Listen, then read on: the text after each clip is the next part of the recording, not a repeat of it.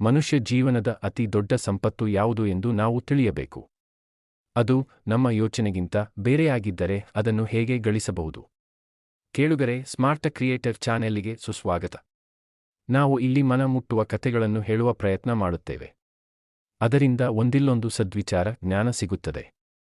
ನೀವು ಮೊದಲ ಬಾರಿ ಇಲ್ಲಿ ಕಥೆ ಕೇಳುತ್ತಿದ್ದರೆ ತಪ್ಪದೆ ನಮ್ಮ ಚಾನೆಲ್ಲಿನ ಸದಸ್ಯರಾಗಿ ಪ್ರೋತ್ಸಾಹಿಸಿ. ಮುಂದೆಯೂ ಉತ್ತಮ ಕಥೆ ಹೇಳುವ ಪ್ರಯತ್ನ ಮಾಡುತ್ತೇವೆ. ಈ ಕಥೆಯನ್ನು ಅಂತ್ಯದವರೆಗೆ ಪೂರ್ತಿ ಕೇಳಿ. ಬಹಳ ಹಿಂದೆ ಸೂರ್ಯನಗರದಲ್ಲಿ ಕರುಣಾಕರನೆಂಬ ರೈತ ಪುಟ್ಟ ಮನೆಯಲ್ಲಿದ್ದ. ಶಿಥಿಲವಾಗಿದ್ದ ಮನೆ ಮಳೆಗಾಲದಲ್ಲಿ ಸೋರುತ್ತಿತ್ತು.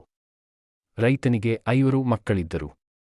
ಆದರೆ ಅವರಾರು ಹೊಲದಲ್ಲಿ ಕೆಲಸ ಮಾಡದೆ ಊರೆಲ್ಲ ಅಲೆಯುತ್ತ ಸಮಯ ಕಳೆಯುತ್ತಿದ್ದರು. ಆದರೆ ಕರುಣಾಕರ ಮಾತ್ರ ಬೆಳಗ್ಗೆ ಬೇಗನೆ ಎದ್ದು ಹೊಲಕ್ಕೆ ಉಳುಮೆಗೆ ಹೋಗುತ್ತಿದ್ದ. ರಾತ್ರಿ ತಡವಾಗಿ ಬರುತ್ತಿದ್ದ. ಒಂದು ದಿವಸ ಕೆಲಸದಿಂದ ಮರಳುತ್ತಿದ್ದಾಗ ನೆರೆಮನೆಯ ಅಜ್ಜಿ ಬಂದು ಕುಳಿತಳು.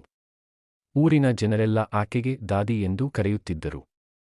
ಆಕೆ, ಕರುಣಾಕರ, ನೀನು ದಿನವೆಲ್ಲ ಹೊಲದಲ್ಲಿ ದುಡಿಯುತ್ತೀಯೆ. ಆದರೆ ನಿನ್ನ ಜೀವನದಲ್ಲಿ ಏಕೆ ಏನು ಬದಲಾವಣೆ ಬರುತ್ತಿಲ್ಲ? ಮಕ್ಕಳು ದೊಡ್ಡವರಾಗಿದ್ದಾರೆ. ಆದರೂ ಅವರ ಭಾರ ನಿನ್ನ ಮೇಲೆಯೇ ಇದೆ ಎಂದಳು. ಕರುಣಾಕರ ನಿರಾಶೆಯ ಧ್ವನಿಯಲ್ಲಿ ಹೇಳಿದ, ದಾದಿ, ನಾನಾದರೂ ಏನು ಮಾಡಲಿ? ನನ್ನ ಹತ್ತಿರ ಏನೂ ಸಾಧನಗಳಿಲ್ಲ, ಧನ ಸಂಪತ್ತಿಲ್ಲ. ಮಕ್ಕಳಿಗೆ ತಿಳಿ ಹೇಳುವ ಪ್ರಯತ್ನ ಮಾಡಿದೆ. ಆದರೆ ಯಾರೂ ಮಾತು ಕೇಳುವುದಿಲ್ಲ. ಇದನ್ನು ಕೇಳಿ ದಾದಿ ಎಂದಳು, ಕರುಣಾಕರ, ನಿನ್ನ ಬಳಿ 5 ಪುತ್ರರಿದ್ದಾರೆ. ಅವರ ಮದುವೆ ಮಾಡು. ಸೊಸೆ ಬಂದರೆ ಜೊತೆಯಲ್ಲಿ ಮನೆಗೆ ಸಂತೋಷವನ್ನು ತರುತ್ತಾಳೆ. ಕರುಣಾಕರ, ದಾದಿ, ಈಗಾಗಲೇ ಹಿರಿಯ ಮಗ ರತ್ನಾಕರನ ಮದುವೆ ಮಾಡಿದ್ದೇನೆ. ಆದರೆ ಮನೆಯಲ್ಲಿ ಬಡತನದ ಹೊರತು ಏನೇನೂ ಇಲ್ಲದ ಕಾರಣ ಮನೆ ತುಂಬಿಸಿಕೊಳ್ಳಲು ಆಗಿಲ್ಲ. ದಾದಿ, ನೀನವಳ ಕರೆತರುವ ಪ್ರಯತ್ನ ಏಕೆ ಮಾಡಲಿಲ್ಲ ಎಂದು ಕೇಳಿದಳು. ಕರುಣಾಕರ, ಹೇಗೆ ಕರೆತರಲಿ ದಾದಿ? ನನ್ನ ಹತ್ತಿರ ಹಣ, ಬಟ್ಟೆ, ಮನೆಯಲ್ಲಿ ಸಾಮಾನುಗಳು ಏನೂ ಇಲ್ಲ. ಅವಳ ತವರು ಮನೆಯವರು ನಮ್ಮ ಬಡತನದ ಪರಿಹಾಸ್ಯ ಮಾಡುವರಷ್ಟೇ. ದಾದಿ ಕೆಲವು ಕ್ಷಣ ಯೋಚಿಸಿ ಹೇಳಿದಳು, ನೋಡು, ಚಿಂತಿಸಬೇಡ. ನಾನು ನಿನಗೆ ಸಹಾಯ ಮಾಡುತ್ತೇನೆ. ನಾಳೆ ಬೆಳಗ್ಗೆ ರತ್ನಾಕರನನ್ನು ನನ್ನ ಕಡೆ ಕಳುಹಿಸು. ನಾನು ರತ್ನಾಕರನಿಗೆ ಕೆಲವು ಬಟ್ಟೆ, ವಸ್ತುಗಳನ್ನು ಕೊಡುತ್ತೇನೆ. ಅವನು ಹೋಗಿ ಪತ್ನಿಯನ್ನು ಕರೆತರಲಿ. ಈ ಮಾತು ಕೇಳು ಕರುಣಾಕರನ ಕಣ್ಣುಗಳಲ್ಲಿ ಮಿಂಚು ಮೂಡಿತು. ಆತ, ದಾದಿ, ನನ್ನ ಹಣೆಯ ಬರಹ ಬದಲಿಸುವುದು ಅಷ್ಟು ಸುಲಭವಲ್ಲ. ಆ ಹುಡುಗಿ ನಮ್ಮ ಬಡತನದ ಮನೆಯಲ್ಲಿ ಇರಬಯಸುವಳೆ. ನೋಡಿ ಏನೆಂದಾಳು. ದಾದಿ ನಗುತ್ತ, ಹಣೆ ಬರಹ ಪ್ರಯತ್ನ ಮತ್ತು ತಿಳುವಳಿಕೆಯಿಂದ ಬದಲಾಗುತ್ತದೆ. ಮಗನನ್ನು ಕಳುಹಿಸು. ಮಿಕ್ಕಿದ್ದು ನಾನು ನೋಡಿಕೊಳ್ಳುತ್ತೇನೆ. ಸೊಸೆ ಬಂದರೆ ಎಲ್ಲ ಬದಲಾಗುತ್ತದೆ. ಮರುದಿನ ಬೆಳಗ್ಗೆ ರೈತ ತನ್ನ ಮಗ ರತ್ನಾಕರನಿಗೆ ಎಲ್ಲ ವಿಷಯ ತಿಳಿಸಿ ದಾದಿಯ ಬಳಿಗೆ ಕಳುಹಿಸಿದ. ದಾದಿ ಹೊಸ ಬಟ್ಟೆಗಳು, ಕೆಲವು ಸಾಮಾನುಗಳನ್ನು ಕೊಟ್ಟು ಪತ್ನಿಯನ್ನು ಕರೆತರಲು ಹೇಳಿದಳು. ದಾರಿಯಲ್ಲಿ ಹೋಗುತ್ತಿದ್ದವನಿಗೆ ಮನದಲ್ಲಿ ಅನೇಕ ಯೋಚನೆಗಳು. ಬಂದ ಪತ್ನಿ ಈ ಬಡತನದ ಕೊಂಪೆಯಲ್ಲಿ ಇದ್ದಾಳೆ, ನನಗೆ ಜೀವನದಲ್ಲಿ ಸಹಕಾರ ಕೊಡುವಳೆ. ರತ್ನಾಕರ ನಡೆಯುತ್ತಾ ಅತ್ತೆಯ ಮನೆ ಸೇರಿದ. ರತ್ನಾಕರ ಬಂದದ್ದು ಕಂಡು ಅವರೆಲ್ಲರಿಗೆ ಬಹಳ ಸಂತೋಷವಾಯಿತು. ಎಲ್ಲರೂ ಪ್ರೀತಿಯಿಂದ ಆದರಿಸಿದರು. ಇವರ ಬಡತನದ ಅರಿವಿದ್ದ ಪತ್ನಿಗೆ ಇವನ ಬಳಿ ಸಾಮಾನುಗಳನ್ನು ಕಂಡು ಆಶ್ಚರ್ಯವಾಯಿತು. ಮನೆಯ ಜನ, ನೀನು ನಿನ್ನ ಮನೆಗೆ ಹೋಗುತ್ತಿರುವೆ. ಸಂತೋಷದಿಂದ ಹೋಗು ಎಂದು ಬೀಳ್ಕೊಟ್ಟರು. ಪತ್ನಿ ಸವಿತಾಳೊಡನೆ ಮರಳಿದ ರತ್ನಾಕರ ಹೊಸ ಉತ್ಸಾಹದಿಂದ ಪತ್ನಿಯೊಡನೆ ಮನೆಯಲ್ಲಿ ಹೆಜ್ಜೆ ಹಾಕಿದ. ಸವಿತಾ ಮನೆಯನ್ನು ಕಂಡು ಹೈರಾಣಾದಳು. ಇಷ್ಟೊಂದು ಸಣ್ಣ ಮನೆ. ಮನೆಯೆಲ್ಲ ಅಸ್ತವ್ಯಸ್ತವಾಗಿತ್ತು. ಸಾಮಾನುಗಳು, ಪಾತ್ರೆಗಳು ಎಲ್ಲೆಂದರಲ್ಲಿ ಬಿದ್ದಿದ್ದವು. ಸ್ವಚ್ಛತೆ ಇರಲಿಲ್ಲ. ಸವಿತಾ, ಇದು ನನ್ನ ಮನೆಯೇ? ನಾನಿಲ್ಲಿ ಇರಬಲ್ಲೆನೆ? ಆದರೆ ಆಕೆ ಸೋಲಲಿಲ್ಲ. ಇದನ್ನು ಸುಧಾರಿಸಲು ತಾನೇ ಏನಾದರೂ ಮಾಡಬೇಕು ಎಂದುಕೊಂಡಳು. ಸವಿತಾ ಸಾವಕಾಶವಾಗಿ ಕೆಲಸ ಮಾಡತೊಡಗಿದಳು. ಮೊದಲು ಅಡುಗೆಮನೆಯನ್ನು ಸಾಧ್ಯವಾದಷ್ಟು ಸುಧಾರಿಸಿದಳು. ಚೆಲ್ಲಾಪಿಲ್ಲಿಯಾಗಿ ಬಿದ್ದಿದ್ದ ವಸ್ತುಗಳನ್ನು ಒಂದೆಡೆ ಜೋಡಿಸಿದಳು. ಸಾಯಂಕಾಲ ಹೊಲದಿಂದ ಮರಳಿದ ರತ್ನಾಕರನಿಗೆ ಮನೆಯನ್ನು ಕಂಡು ಆಶ್ಚರ್ಯವಾಯಿತು. ಸವಿತಾ, ಈಗ ಈ ಮನೆ ನೋಡಲು ಸರಿಯಾಗಿದೆ. ಎಲ್ಲರೂ ಕೈ ಜೋಡಿಸಿದರೆ ಈ ಮನೆಯಲ್ಲಿ ಸಂತೋಷ ತುಂಬಬಹುದು ಎಂದಳು. ಮೊದಲು ಅಡುಗೆಮನೆಯನ್ನು ಸಾಧ್ಯವಾದಷ್ಟು ಸುಧಾರಿಸಿದಳು. ಚೆಲ್ಲಾಪಿಲ್ಲಿಯಾಗಿ ಬಿದ್ದಿದ್ದ ವಸ್ತುಗಳನ್ನು ಒಂದೆಡೆ ಜೋಡಿಸಿದಳು. ಸಾಯಂಕಾಲ ಹೊಲದಿಂದ ಮರಳಿದ ರತ್ನಾಕರನಿಗೆ ಮನೆಯನ್ನು ಕಂಡು ಆಶ್ಚರ್ಯವಾಯಿತು. ಸವಿತಾ, ಈಗ ಈ ಮನೆ ನೋಡಲು ಸರಿಯಾಗಿದೆ. ಎಲ್ಲರೂ ಕೈ ಜೋಡಿಸಿದರೆ ಈ ಮನೆಯಲ್ಲಿ ಸಂತೋಷ ತುಂಬಬಹುದು ಎಂದಳು. ರಾತ್ರಿ ಎಲ್ಲರೂ ಒಟ್ಟಿಗೆ ಊಟಕ್ಕೆ ಕುಳಿತಾಗ ಸವಿತಾ, ನೋಡಿ, ನಾವೆಲ್ಲ ಸೇರಿ ಈ ಮನೆಯನ್ನು ಸಂಭಾಳಿಸೋಣ. ಇದನ್ನು ಹೀಗೆಯೇ ಬಿಟ್ಟರೆ ಕಡೆಯವರೆಗೆ ಹೀಗೆಯೇ ಉಳಿಯುತ್ತದೆ. ಇದಕ್ಕೆ ಎಲ್ಲರೂ ಕಷ್ಟಪಡಬೇಕು. ಮುಖ್ಯ ಮನೆ ಸ್ವಚ್ಛಗೊಳಿಸಬೇಕು. ಆ ನಂತರ ಮನೆಯ ವ್ಯವಸ್ಥೆಯ ಕಡೆಗೆ ಲಕ್ಷ್ಯ ಕೊಡಬೇಕು ಎಂದಳು. ಕರುಣಾಕರ, ನೀನು ಹೇಳುವುದು ಸರಿ ಮಗಳೇ. ಆದರೆ ನಮ್ಮ ಬಳಿ ಸಾಧನಗಳಿಲ್ಲ. ಆದರೂ ನಿನ್ನಲ್ಲಿ ವಿಶ್ವಾಸವಿದ್ದರೆ ನಾನು ಪ್ರಯತ್ನ ಮಾಡುವೆನೆಂದ. ಸವಿತಾ ನಗುತ್ತಾ, ಪ್ರಯತ್ನ ಹಾಗೂ ತಿಳುವಳಿಕೆಯಿಂದ ಎಲ್ಲ ಬದಲಿಸಬಹುದು ಎಂದಳು. ಕರುಣಾಕರನ ಕಣ್ಣುಗಳಲ್ಲಿ ನೀರು ಬಂದವು. ಅವನು ಸೊಸೆಯ ಕೈ ಹಿಡಿದು ಹೇಳಿದ, ನೀನು ಈ ಮನೆಯ ಭಾಗ್ಯದೇವತೆ. ನಾವೆಲ್ಲ ಸೇರಿ ಪ್ರಯತ್ನ ಮಾಡೋಣ. ಮರುದಿನದಿಂದ ರತ್ನಾಕರ, ಸವಿತಾ ಎಲ್ಲ ಕೆಲಸಗಳಲ್ಲಿ ಕೈ ಜೋಡಿಸಿದರು. ಆತ ಮೊದಲು ತನ್ನ ಸಹೋದರರನ್ನು ಕರೆದು ಅವರಿಗೆ ಹೊಲದಲ್ಲಿ ದುಡಿಯಲು ಪ್ರೇರೇಪಿಸಿದ. ಮನೆಯ ಚೊಕ್ಕಗೊಳಿಸಿ ಎಲ್ಲ ಸರಿ ಮಾಡುವುದು ಸವಿತಾಳ ನಿತ್ಯ ಕಾಯಕವಾಯಿತು. ಸಾವಕಾಶವಾಗಿ ಮನೆ ಬದಲಾಗತೊಡಗಿತು. ಸಾಮಾನುಗಳು ಆಯಾ ಸ್ಥಳಗಳಲ್ಲಿ ಇಡಲ್ಪಡುತ್ತಿದ್ದವು. ಎಲ್ಲೆಂದರಲ್ಲಿ ಬಿದ್ದಿರುತ್ತಿರಲಿಲ್ಲ. ಪಾತ್ರೆಗಳು ಸ್ವಚ್ಛವಾಗಿದ್ದವು. ಪ್ರತಿಯೊಬ್ಬರೂ ಮನವಿಟ್ಟು ತಮ್ಮ ಕೆಲಸ ಮಾಡತೊಡಗಿದರು. ಸವಿತಾ ಹೊಲದಲ್ಲಿ ಹೊಸ ಬೆಳೆ ಬೆಳೆಯುವ ವಿಚಾರವಿಟ್ಟಳು. ಕರುಣಾಕರನ ಹತ್ತಿರ ಸ್ವಲ್ಪವೇ ಜಮೀನಿತ್ತು. ಅದರಲ್ಲಿ ಹೆಚ್ಚು ಬೆಳೆ ಬರುತ್ತಿರಲಿಲ್ಲ. ಆದರೆ ರತ್ನಾಕರ ಸವಿತಾಳ ಸಲಹೆಯಂತೆ ಹೊಸ ಬೆಳೆ ಬೆಳೆದಿದ್ದ. ಕೆಲವೇ ತಿಂಗಳಲ್ಲಿ ಮನೆಯಲ್ಲಿ ಬದಲಾವಣೆ ಕಾಣತೊಡಗಿತು. ಮನೆಯಲ್ಲಿ ಖುಷಿ ತುಳುಕುತ್ತಿತ್ತು. ಹೊಲದಿಂದ ಚೆನ್ನಾಗಿ ಬೆಳೆ ಬರುತ್ತಿತ್ತು. ಎಲ್ಲರೂ ಹೊಟ್ಟೆ ತುಂಬ ಊಟ ಮಾಡುತ್ತಿದ್ದರು. ಒಂದು ದಿವಸ ಸವಿತಾ, ನಾವೆಲ್ಲ ಒಗ್ಗಟ್ಟಾಗಿದ್ದರೆ ಈ ಬಡತನವನ್ನು ದೂರ ಮಾಡಬಹುದು ಎಂದಳು. ನಮ್ಮ ದುಡಿಮೆ ಹಾಗೂ ಒಗ್ಗಟ್ಟು ನಮ್ಮ ಶಕ್ತಿ. ಕರುಣಾಕರ ಮನೆಯ ಪರಿಸ್ಥಿತಿ ಬದಲಾಯಿಸಲು ಪ್ರಯತ್ನ ಮಾಡತೊಡಗಿದ. ಒಂದು ದಿವಸ ಸವಿತಾ, ಬಾಬಾ, ನೀವು ಪ್ರತಿ ದಿವಸ ಮನೆಗೆ ಮರಳುವಾಗ ಏನಾದರೂ ಒಂದು ವಸ್ತುವನ್ನು ಕೈಯಲ್ಲಿ ಹಿಡಿದು ತನ್ನಿ. ಇದರಿಂದ ಮನೆಯಲ್ಲಿ ಸಾಮಾನುಗಳು ಹೆಚ್ಚುತ್ತವೆ. ಅದರಂತೆ ಕರುಣಾಕರ ಪ್ರತಿ ದಿವಸ ಏನಾದರೊಂದು ಮನೆಗೆ ಬೇಕಾದ ಇಷ್ಟವಾದ ವಸ್ತುವನ್ನು ತರತೊಡಗಿದ. ಮನೆಯಲ್ಲಿ ಸಾಮಾನುಗಳು ಹೆಚ್ಚತೊಡಗಿದವು. ಒಂದು ದಿವಸ ಏನೂ ಸಿಗದ ಕಾರಣ ಕರುಣಾಕರ ಯಾವ ವಸ್ತು ತರದೆ ಮನೆಗೆ ಮರಳಿದ. ಸವಿತಾ ಅದನ್ನು ನೋಡಿ, ಬಾಬಾ, ಇಂದು ಏಕೆ ಏನೂ ತರಲಿಲ್ಲೆಂದು ಕೇಳಿದಳು. ಕರುಣಾಕರ ವಿಚಲಿತನಾಗಿ, ಇಂದು ಏನು ಸಿಗಲಿಲ್ಲ ಮಗಳೇ, ಆದರೆ ಈ ಸತ್ತ ಚೇಳು ಕಾಣಿಸಿತು.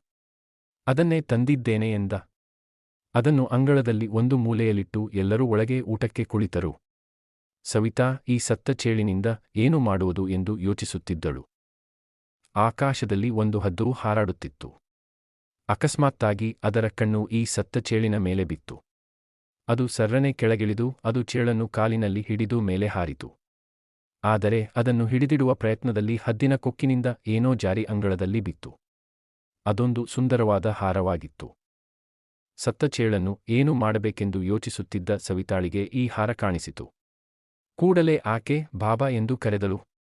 ಇದೇನು ಬಿದ್ದಿದೆ ಎಂದು ನೋಡಿದಾಗ ಅದೊಂದು ಚಿನ್ನದ ಕುಸುರಿ ಕೆಲಸದಿಂದ ಕೂಡಿದ ಒಡವೆಯಾಗಿತ್ತು.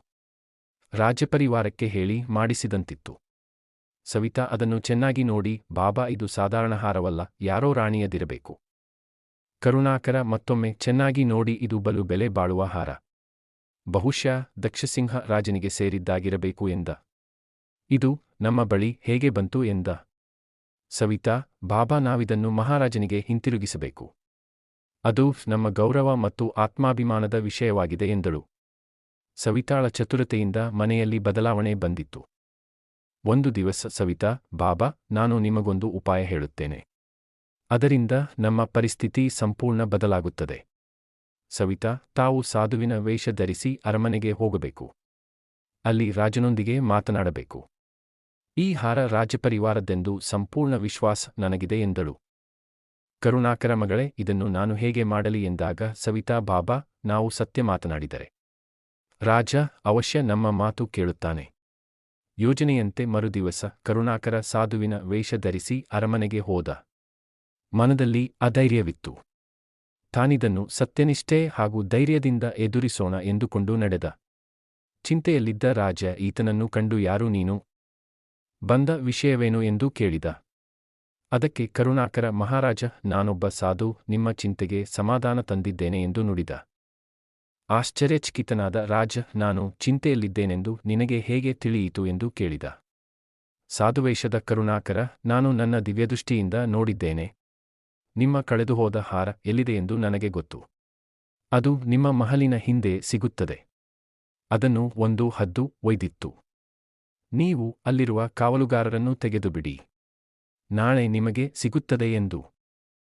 ರಾಜ, ಈ ಸಾಧು ನಿಜ ಹೇಳುತ್ತಿದ್ದಾನೆ ಎಂದು ಆ ಕೂಡಲೇ ಅಲ್ಲಿದ್ದ ಕಾವಲುಗಾರರನ್ನು ಅಲ್ಲಿಂದ ಸರಿಸಿದ.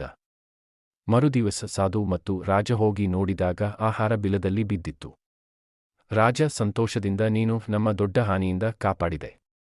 ನಿನಗೇನು ಬೇಕೋ ಕೇಳು. ಕರುಣಾಕರ, ನನಗೇನು ಬೇಡ ಮಹಾರಾಜ.